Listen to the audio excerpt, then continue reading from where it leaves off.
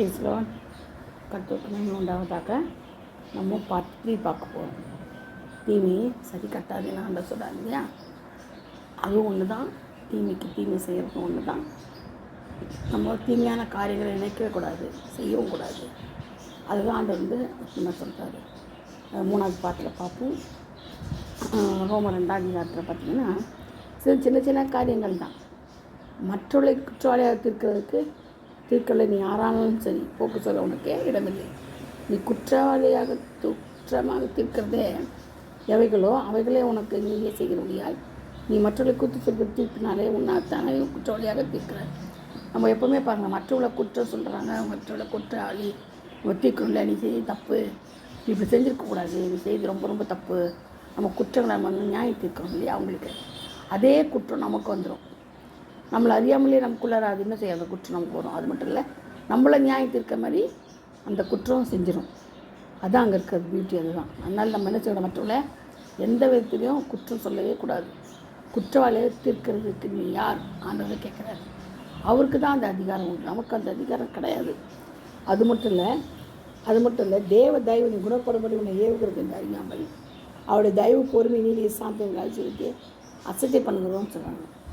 இதெல்லாம் என்னன்னா, நம்ம குற்றம் தீர்க்கிறது எதனால் வருதுன்னா தீமையினால் தானே வருது. நம்ம இதயத்தில் தீமை இருக்கிறதுனால தான் நம்ம என்ன செய்கிறோம், அதை செய்கிறோம், குற்றங்களை சாட்டுறோம். நம்ம இதயத்தில் தயவு குணப்படும்படி இருக்குது அப்படின்னா, அவருடைய தயவு குணப்படும்போது நமக்கு இருந்துச்சு. நம்ம என்ன செய்ய மாட்டோம், அந்த காரியங்கள்லாம் செய்ய மாட்டோம். அது மட்டும் இல்லை, தேவன் அவனுடைய கிரியைக்கு தக்கதாக அவனுக்கு பலனளிக்கிறார். நம்ம செய்கிற கிரியை கேட்ட மாதிரி நமக்கு பலன். நம்ம தீமை செய்தால் நமக்கு தீமை நடக்கும், நன்மை செய்தால் நமக்கு நன்மை நடக்கும். ஏன்னா ஆண்டவர் தீமையை பாராத சுத்த கண்ணன் இல்லையா. அதனால் நமக்கு என்ன செய்யும், தீமை செய்தால் தீமை தான் நடக்கும். தீமைக்கு தீமை நம்ம சரி கட்டினோம்னா நமக்கு அது தான் நடக்கும். நம்மளுக்கும் அதே தான், தீமை தான் ஆண்டவர் சரி கட்டுவார்.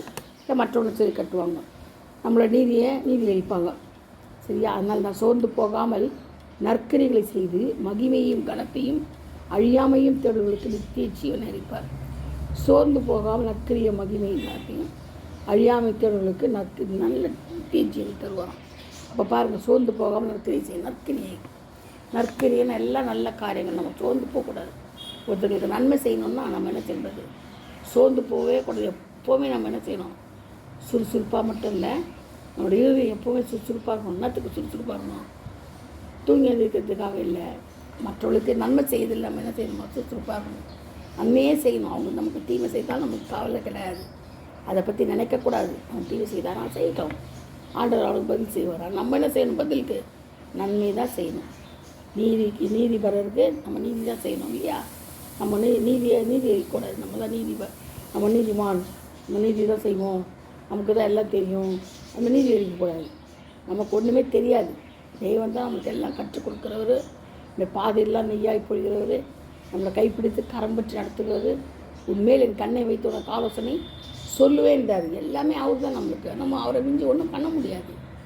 என்னையால் என்று உங்களால் ஒன்று செய்ய இயலாதுன்றார். நம்மளால் ஒன்றும் பண்ணவே முடியாதுங்க. நீங்கள் என்ன பெரிய ஜாம்பவானாக இருக்கலாம், பெரிய கோடீஸ்வரனாக இருக்கலாம், பெரிய மந்திரியாக இருக்கலாம், பெரிய ராஜாவாக இருக்கலாம், யாராக இருந்தாலும் சரி, ஆண்டவர் முன்னாடி நீ பைத்தியம். நான் ஒரு பைத்தியம். ஆண்டவருக்கு முன்னாடி ஒன்றுமே கிடையாது. பைத்தியங்களை ஞானிகளாக மாற்றுகிறோம், ஞானிகளை பைத்தியங்களாக மாற்றுகிறோம். அவரால் மட்டும்தான் முடியும் சரியா. எல்லா காரியங்களையும் அவர் இல்லாமல் ஒரு கையை அசைக்க முடியாது, கால் அசைக்க முடியாது, மூச்சு விட முடியாது, ஒன்றும் பண்ண முடியாது. அவர் இருந்தால் தான் அவங்க கூட அவர் இருக்கிறாரு. அப்படி நீங்கள் கேள்வி இருக்கலாம், என்னென்னு அப்போ நான் விக்கிரகாரை கூட இருக்கிறாரா, இந்துக்கள் இருக்கிறாங்க, முஸ்லீம்கள் இருக்கிறாரு. எல்லாமே தேவனுடைய பிள்ளைங்க தான். வேதத்தின்படி முஸ்லீமும் வேதத்தில் இருக்கிறாங்க, இந்துக்களும் வேதத்தில் இருக்கிறாங்க, நம்மளும் இஸ்ரேலரும் வேதத்தில் இருக்கிறோம். நம்மளா பிரிவினை உண்டாக்குறது. நம்ம ஆண்டவர் விற்கிறாங்க உண்டாக்கக்கூடாது. நம்ம விற்கிற ஆர்வம் உருவாக்கிட்டான். இஸ்மவேலை வேலைக்காரியை கொடுத்து ஆகார சாரா செஞ்சாங்க. சாரால் மூலியமா இஸ்மவேலை முஸ்லீம் தான். அப்படி இருக்கும்போது எல்லாமே நம்ம ஒன்று தான்.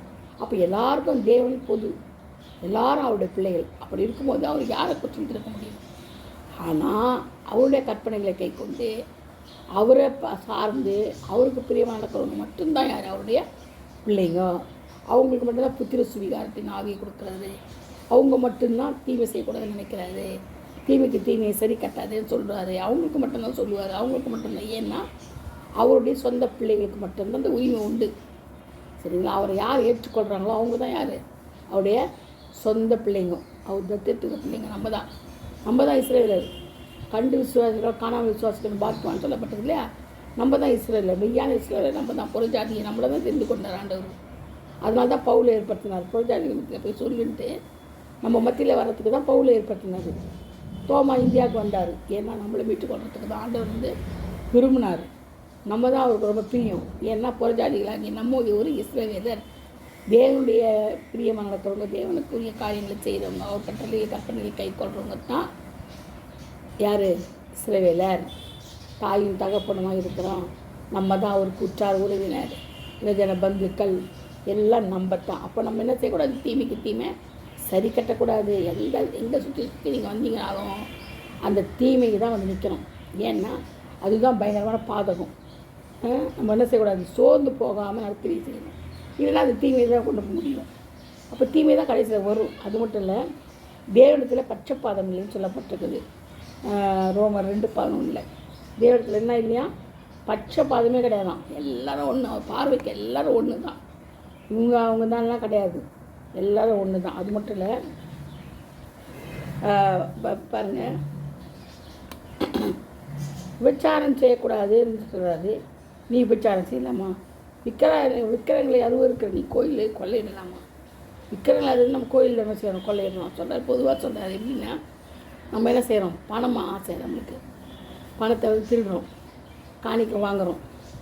நமக்கு விக்கிரம் உண்டாக்க அது மட்டும் ஆகாது. ஆனால் என்ன வேணும்? அந்த இருக்கிற காசு மட்டும் நமக்கு ஆகணும். கொள்ளையிடணும், நம்ம விபச்சாரம் செய்யணும். அதெல்லாம் செய்யக்கூடாதுன்றாரு. நீ உன்னை ஒரு குடனுக்கு வழிகாட்டியாகவும் அந்தகாரங்களில் உள்ளவர்களுக்கு வெளிச்சமாகவும் பேதைகளுக்கு போதகனாகவும் குழந்தைகளுக்கு உபாத்தியனாகவும் நியாயப்பிரமாணத்தின் அறிவி சத்தியத்தையும் காட்டிய சட்டமுடையவனாகவும் எண்ணுகிறாயே. பார்த்திங்கன்னா நம்மளே எப்படி என்றோன்னு நான் சொல்கிறாரு பாருங்க. நம்ம அப்படி எண்ணவே கூடாதுன்றாரு. நம்ம எண்ணவே கூடாது. நமக்கு அது பாக்கியம் கிடையாது. அந்த மாதிரி என்றவும் நமக்கு கிடையாது. தீமைக்கு தீமை செய்யாமல் சுத்த இருதயத்தோடு நிலவரமான ஆவியோடு கர்த்தரை மாத்திரம் நான் பார்த்து நான் நன்மை செய்து நான் செய்கிறேன். சோர்ந்து போகாமல் நன்மை செய்யணும். கூட அவங்க செய்கிறாங்களா, நம்ம கெட்டது நினைக்கட்டும், அதை பற்றி கவலை இல்லை. வஞ்சகம் பண்ணுறாங்களா, பண்ணட்டும். புறங்கூறுறாங்களா, கூறட்டும். அவதூறு பண்ணுறாங்களா, பண்ணட்டும். துராக்கிரதம் பண்ணுறாங்களா, பண்ணட்டும். அகந்தியாக நடந்துக்கிறாங்களா, வீம்புக்காராக்குறாங்களா, பண்ணட்டும். எதை பற்றி நமக்கு கவலையே கிடையாது. ஏன்னா தேவன் நம்ம கூட இருக்கிறாரு. நமக்கு சுபாவம் அன்பில்லாதவர்களாக இருக்கும், இணங்காதவர்களாக இரக்கமில்லாதவர்களாக இருக்கிறாங்கன்னா இருக்கணும். நம்ம ஆனால் அதுக்கு பதில் நம்மளும் அதே மாதிரி சுபாவம் அன்பு இல்லாமல், உணர்வு இல்லாமல், புறங்கூறின்னு, அதே அவதூறு செய்யின்னு, தேவதூஷணம் பண்ணிக்கின்னு, துராக்கிரதமாக இருக்கக்கூடாதுன்றார். இதுதான் தீமைக்கு சரி கட்டுறதுன்றது. நம்ம பதிலுக்கு பதில் செய்கிறது தான் தீமைக்கு சரி கட்டுறது. வேறு எதுவும் காரணம் கிடையாது. அவங்க எது செய்கிறாங்களோ நம்ம அதுக்கு நன்மை தான் செய்யணும். அவங்க பொய் சொன்னால் நம்ம உண்மை சொல்லணும். அவங்கள மாதிரி நம்மளை பொய் சொல்லக்கூடாது. நீ பொய் சொன்ன இன்றைக்கி என்னை மாட்டி கொடுத்தில்ல, நான் என்ன செய்ய உன்னை மாட்டி கொடுக்குறேன் அன்ட்டு பொய்யான ஒரு சாட்சி சொல்லக்கூடாது. மற்றவங்க விரோதமான மெசேஜ் போய் சாட்சி சொல்லக்கூடாது. அவன் சொல்கிறான், சொல்லிட்டு போட்டோம், இன்னும் அழகாக போவோம். நம்ம ஆண்களை பிள்ளைங்க நம்ம போய் பேசக்கூடாது. அந்த மாதிரி நம்ம நினச்சிக்கிட்டு போய் டேர் பண்ணிட்டு தான் எந்த காரியமானாலும் சரி. தேவனுக்கு விரோதமாக இருக்கிற எல்லா காரியமும் பாவம் தான், தீமை தான். அதனால் தீமையை பாராத சுத்த கண்ணன்னு சொல்லணும். தீமையை விட்டு விலகணும். தீமைக்கு தீமை சரி கட்டக்கூடாது. நீதியை தான் சரி கட்டணும், நன்மையை தான் சரி கட்டணும். தீமைக்கு நன்மையை சரி கட்டணும். நற்கிருதி செய்யணும், நற்கிரியைகளை செய்யணும். சரிங்களா? அதுதான் ரொம்ப முக்கியம். அது மட்டும் இல்லாமல் யாவரோடு என்ன செய்யணும்? அன்பாக இருக்கணும். அன்பு தான் ரொம்ப முக்கியம். தேவனை போல் நம்ம என்ன செய்யணும்? யாவரோடும் அன்பாக இருக்கணும், நீதி செய்யணும், இல்லாதவர்களுக்கு கொடுக்கணும், தான தர்மங்களுக்கு செய்யணும், அதில் முந்தி கொள்ளணும். அதில் எந்த விதமான தீமையான எண்ணங்களோ, தீமையை சரி கட்டுற எண்ணங்களோ எதுவும் வரக்கூடாது. நம்மளுக்கு எல்லாமே நீதி நியாயங்கள் அதுதான் நமக்கு இருக்கணும்.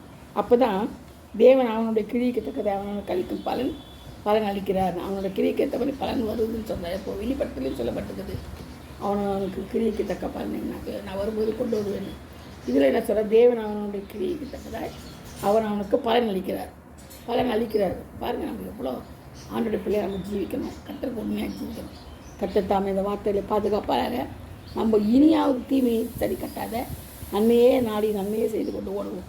இந்த ஓட்டத்தை கர்த்தருக்குள்ளே முடிப்போம். பரலோக ராஜ்யத்துக்குள்ள நம்ம மாற்றப்படணும்.